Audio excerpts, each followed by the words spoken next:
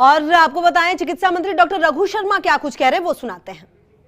Care worker Rajasthan में काम कर रहे हैं, उन सब लोगों को रजिस्ट्रेशन किया कोविन सॉफ्टवेयर के ऊपर। अब अगर 20,000 तो हमारे पास आई है कोवैक्सीन और 4,43,000 आई है कोविशील्ड। लगभग इतने ही लोग हैं जिनका रजिस्ट्रेशन हुआ है, और जिन लोगों का रजिस्ट्रेशन हुआ है उनको सेकेंड डोज भी लगना है। तो अब भारत सरकार ने वो सेंटर्स को रिड्यूस किया है। अब 161 जगह पे वैक्सीनेशन का काम होगा। इसका मतलब है 16,100 लोगों को पर डे वैक्सीनेट किया जाएगा। पहले फर्स्ट डे पे 282 सेंटर्स थे और बाद में उन सेंटर्स को बढ़ाते हम 5-7 दिन में ये जितने लोगों को कोविन सॉफ्टवेयर पे अपलोड किया गया था सबको वैक्सीनेट कर देते। लेकिन अब ये कहा गया है कि 161 सेंटर पे ही कंटिन्यूस दूसरे तीसरे चौथे दिन आप वैक्सीनेट करेंगे।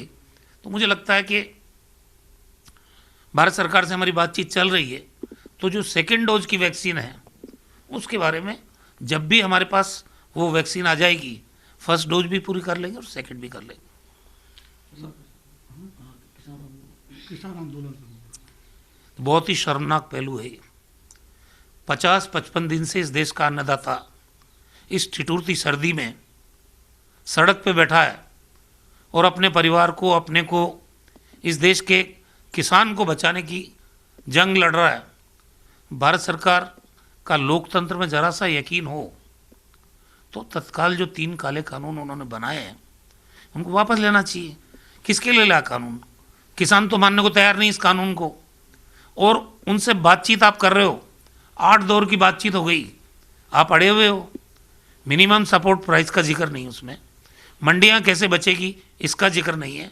इस देश में जो FCI के गोदाम हैं जिनमें प्रोक्योरमेंट होता था MSP के थ्रू, वो अनाज देश की खाद्य सुरक्षा से जुड़े हुए गरीब लोगों को जाता था।